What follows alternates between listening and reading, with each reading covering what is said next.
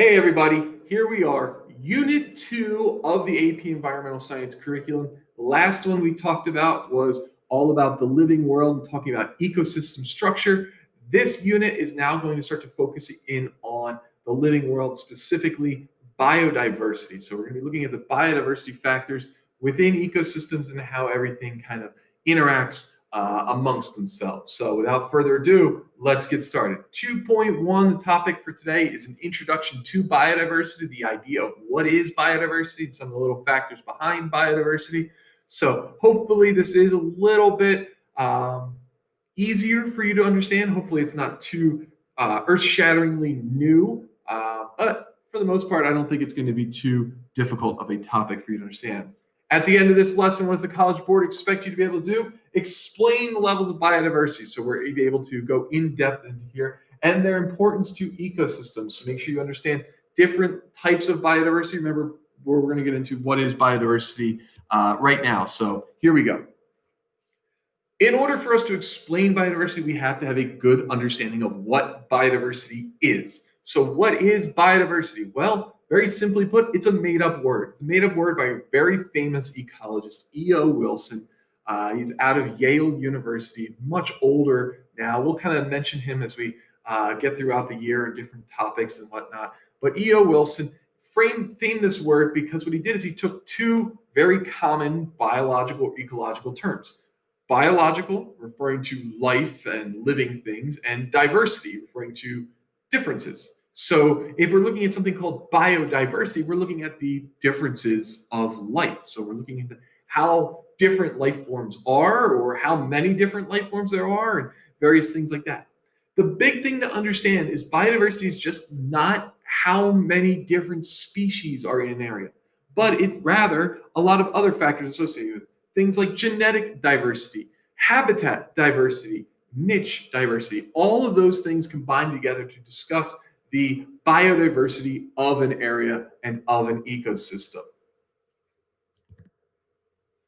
What I'd like you to do right now is I'd like you to pause this video and actually play this video. It's going to quickly go over some of the biodiversity aspects that can help you to understand it. It's pretty short, not too long, nice little TED Ed, so they're pretty entertaining.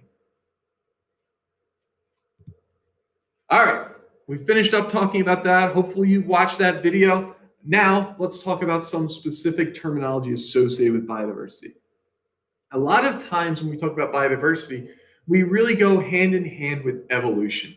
Evolution is what's leading to a greater biodiversity on the planet, and it's easy for us to understand how we get these differences or levels of difference when we look at it through an evolution lens. And one of the areas I want to talk about, and some of the terminology I want to talk about over the next couple slides, kind of factor in some of that evolution or challenges to biodiversity. And one of them is what's called a genetic bottleneck. You should have learned about this in bio. I understand if you didn't, but it deals with genetics. And a genetic bottleneck is really just some sort of restriction in the breeding population of an organism.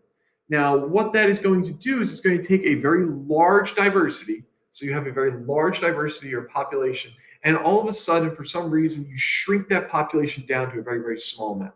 Could be a natural disaster, could be hunting by humans, could be something, some sort of disease, famine, whatnot, that's going to wipe out most of your population. Now you have only a small subset left to breed. Now that remaining population continues to breed, but the subsequent generations, those that follow, are now taking that large gene pool, all right, all the different alleles for different traits, and now you shrunk it down to only the breeding population. So what this has done is it's drastically reduced the genetic diversity. Where have we seen this happen? Well, we've actually seen it happen with a lot of different organisms, but probably the most famous example is with the cheetah.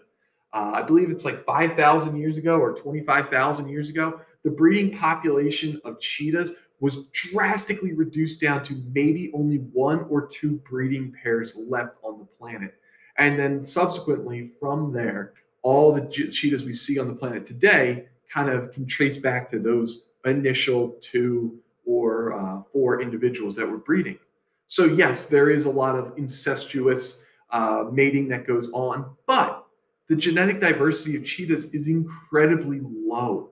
So comparing cheetah 1 to cheetah 2 might be very, very identical. Now, why is that problematic? Well, why is it problematic to have very low genetic diversity? Well, what if another disease comes in? And now that entire population might be completely susceptible to it, and therefore they will all die off. So it's really important to understand that genetic diversity is important for the success of a species because you want to have differences. Remember when we talk back way or similar concepts that we've heard about with Darwin, the idea that differences amongst organisms allow them to have different fitness levels, and it's survival of the fittest. Those that are best adapted, those that have the different traits to survive, are going to go on to reproduce the most. If they are all the same, every organism has an equal chance of survival, it's not evolution. You're not going to be strengthening, from an evolutionary standpoint, you're not going to be strengthening your organism or your species. So it's really important to have that variety. When we talk about ecosystems and we refer to different biodiversity terms and how strong or how resilient ecosystems are, you'll hear about some of these terms, and I want to kind of just go through them. And I just kind of talked about the idea of ecosystem resiliency in this definition, so it's really poor teaching on my end. Please don't send an email to get me fired. Hopefully I'm doing enough to maintain my job. I know it's kind of weird that I'm having these type of conversations with you and I'm actually just talking to a camera, but all right, well, please don't fire me now for this. Moving on, ecosystem resiliency. It's based on the biodiversity. It's the greater the biodiversity of an ecosystem, the greater it will resist change. So things like a tropical rainforest will maintain and stay a tropical rainforest until a major catastrophic event comes in that really destroys it. But like a single tree going down, or usually the introduction of a different species, is not going to completely disrupt that ecosystem because it has great resiliency, because it is so biodiverse. But you look at other ecosystems which maybe don't have the great biodiversity because maybe of human actions, maybe we've kind of eliminated certain species from an area, or we've harvested certain species. Now, when you introduce something new, maybe it drops that resiliency and it's actually not going to be as able to defend itself from these invaders or from change. So it can actually lead to ecosystem change, which is important to understand if we want to talk about the succession, especially when we talk back about biomes and the ways in which different ecosystems kind of maintain. This is what we're talking about. Ecosystem inertia. Okay, ecosystem inertia is means that the organisms have evolved to deal with these frequent disruptions. So think of one of my go-to examples for ecosystem inertia is the Great Plains or the prairies of the United States. These grass fields. Now they're actually meant to burn. So they actually are meant to go and burn, and that means all that foliage on top will die off. But what's stored in the soil is a bunch of seeds, and then they get more sunlight, they get warmer, they're able to germinate and grow. And or some of the organisms that maybe the tops burn off, but their root systems are so complex, they're able to actually regrow and push out new growth. So you'll see different organisms are able to survive different types of disturbances because of either their resiliency, how biodiverse they are, or if they've evolved to deal with these type of disturbances and just kind of rebound and bounce back from it. Now, when we talk about biodiversity, we often talk about different metrics, different ways we can calculate how diverse an ecosystem is. So some of the very famous terms, and you'll see these when we talk about our labs, when we do some of our big formal labs, I think I have coming up in a couple lessons, we're going to be talking about some of these biodiversity metrics. So I want you to understand what they are so that you can elaborate on them, especially when doing your analysis of data. Species richness. Species richness is the different number of species that are represented. So it's not the population, it's just the number of species in an area. So how rich is the number of species? It can be kind of confusing because you might have 100 organisms and 98 of them are of one species, but there's other 2 individuals from 2 other species. So now you have a diversity of 3. Compare that to an ecosystem that has 33, 33, 34, if our organism breakdown. Now, how do you determine which one's actually a better ecosystem? So it all depends on other metrics, but just richness is looking at solely the number of species. Species evenness now is what we were talking about there. How even are the populations? So now what we're looking at is populations and how is the distribution of populations. This will factor into diversity indexes, and one of the most famous diversity indexes is something called the Shannon-Weiner index. There's also the Simpson index, different ways in which we calculate how biodiverse an ecosystem is. One of the things ecologists and environmental scientists like to do is take all of this data and put it into a number.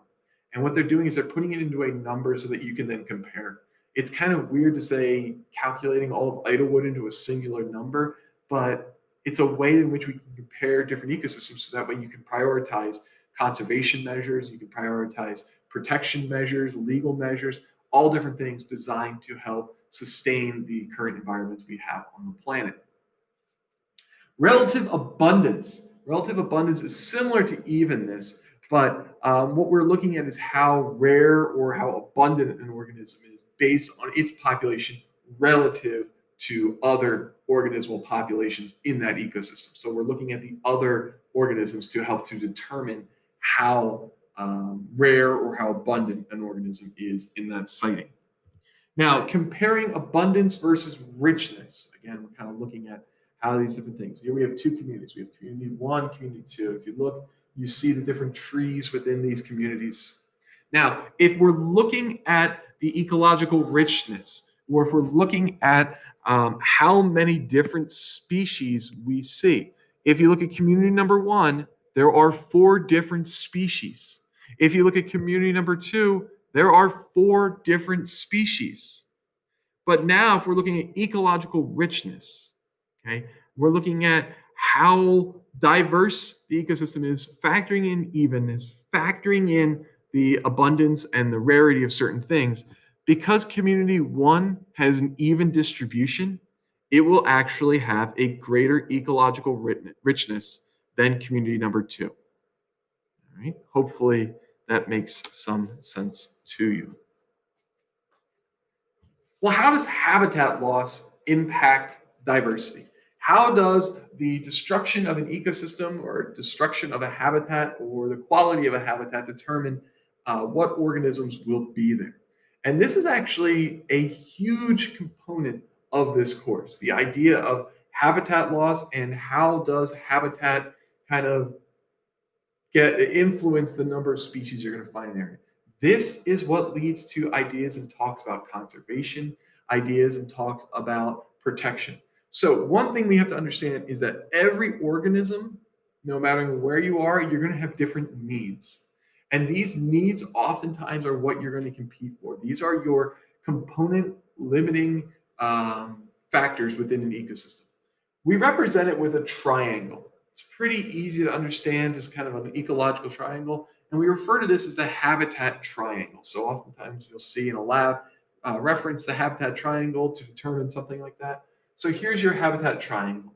On each side, on the 3 sides, you have 3 different variables: food, water, shelter.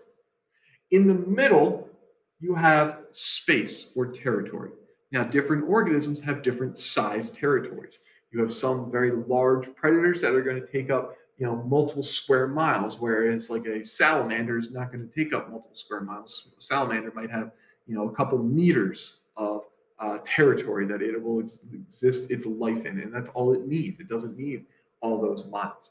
Now, depending on the distribution of food, water, shelter, and space, will determine if organisms want to live in those ecosystems.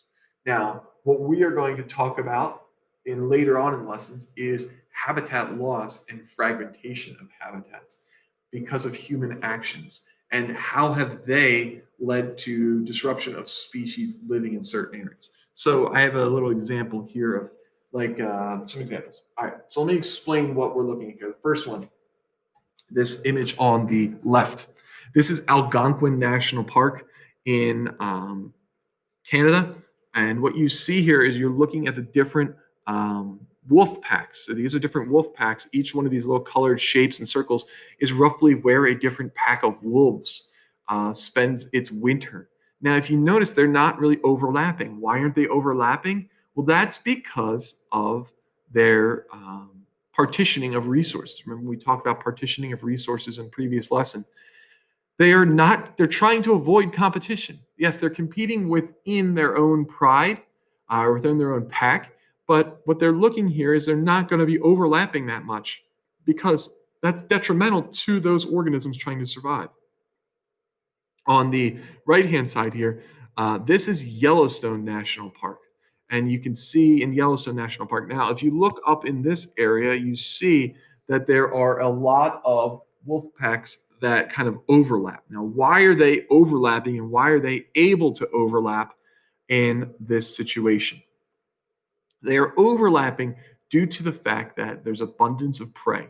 So there's an abundance of food for them. So they're not necessarily overly competing. And also it's safe. Because the national park has protected those areas, this is a safe area. This is actually what's called the Lamar Valley. If you ever go to Yellowstone National Park, you want to go to this northeast corner. This northeast corner, if you want to see wildlife, is called the Lamar Valley. And it is where you're going to find the greatest diversity of organisms. All in this outer area, it's all different types of forest and state game lands border it, so there's a lot of hunting that occurs. But that is why you see those wolf packs overlapping. But you can see that for the most part, the wolf packs are trying to avoid competition. Now, with that ends this 2.1. We have finished talking about the basics of biodiversity. At the end of this, do you understand when I say biodiversity? We're not just talking about number of species, we're also talking about habitats, we're talking about genetic diversity, we're talking about a lot of other factors. If you fully comprehend that we are talking about all those factors, you're doing great. Now, if you can also then elaborate on the idea of species richness, species evenness, and you can take a look at ecological diversity and understand that it's eventually going to be used in some sort of calculations for quantifying the biodiversity of an ecosystem, then you are in even better shape. Right? So if you're good, you're good. If you're not good, you know what to do. You know to shoot me an email. All right. Hopefully, I'm not sounding too redundant with this. Hopefully, it's still resonating with you. Hopefully, these videos are helping you. And with that, I finished 2.1, and I'm looking forward to seeing you, or staring at a camera, pretending to be looking at you, for the next unit and the next topic. All right. Have a good one. You like that lesson? I know you did. So why don't you go ahead and smash that like button right now. Go ahead and comment. Tell all your friends about how great that lesson was. And make sure you subscribe, because I'm going to keep bringing you AP environmental content that you're going to want to watch. Or do whatever else those other YouTube channels tell you to do. And with that, Maloney, out.